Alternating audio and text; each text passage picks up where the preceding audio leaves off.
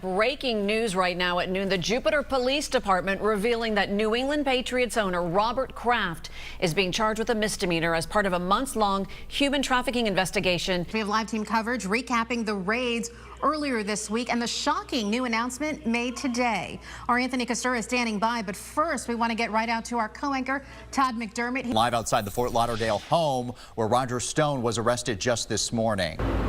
Aaron, Mark, this has been the scene for much of this morning. The street outside of Roger Stone's Fort Lauderdale home blocked off by police, by the FBI. I walked down the path today, and it was just like reliving last year. Grieving mothers, emotional plea as the nation marks 1 year since the Parkland school shooting. Tonight, people across the country remembering the 14 students and 3 teachers who lost their lives 1 year ago today. Schools across the state held a moment of silence to remember the victims. And in Palm Beach County, the school district honoring victims with acts of kindness. We have live team coverage. Our co-anchor Todd McDermott is live for us in Parkland to lead us off. Todd?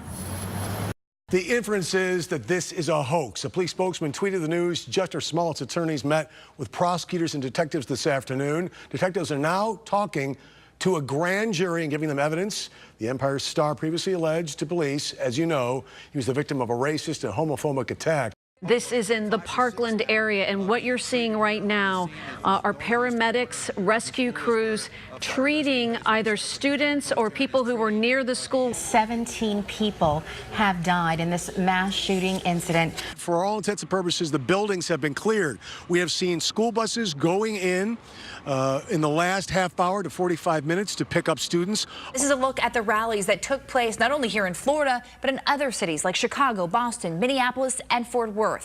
Our team coverage tonight stretches from South Florida all the way to Washington, D.C. Investigators still trying to figure out why gamer David Katz opened fire at that Madden football video game tournament. According to court documents, his parents filed for divorce in 2005. We do want to continue our live team coverage now with Whitney Burbank, who is live at Palm Beach International Airport, where the president is expected to land in the next hour. Whitney? Hey, Sonica, here at Palm Beach International Airport, the security is tight. We've seen Secret Service here as well. We've got the buses, school buses that are used as barricades when the president arrives. Mar-a-Lago, the center of the South Florida Trump universe. It's where he vacations, where his family celebrates the holidays, and now where media crowds every time he's in Palm Beach County. Tonight's Democratic primary debate, the statewide debate broadcast throughout Florida from right here in our studios. This all started as a deputy-involved shooting investigation. These are live pictures. You can see that cars are being directed off the interstate. Look at this backup right here. It extends for miles. Investigators unearthed a plastic bin that contained Trisha Todd's dismembered body dissolving in acid. Residents believe their pristine view of the water could be blocked and traffic would be snarled if a new office building goes up. Terry Parker joins us live from downtown West Palm Beach.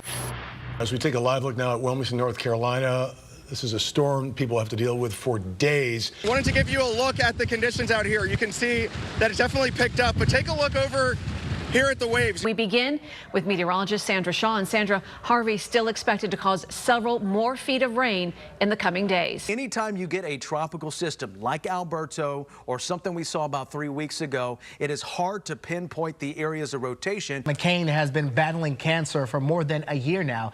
Kenneth Moulton gives us a look back at his life.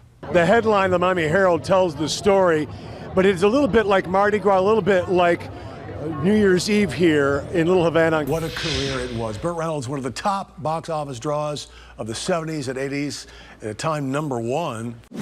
Well, Bill Cosby is behind bars tonight. This is his new booking photo taken just after he was sentenced. Woods was arrested Memorial Day when police officers found him in his Mercedes on Military Trail. Showing not a glimmer of emotion on his face, nor responding to my questions.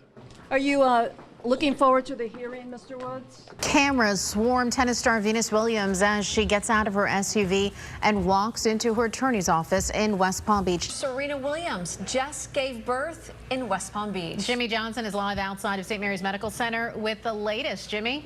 Well, you saw it right here. The 90th Academy Awards now in the books, and it did not disappoint. Marcy Gonzalez joins us live from the red carpet tonight with the highlights of this year's Oscars. It was an absolutely amazing show. I'm sure you guys were watching as well. That's because from start to finish, the artist collaborations were nonstop. Tonight is all about the best of the best in sports. Some of the top athletes in the world trading their uniforms for their Hollywood best.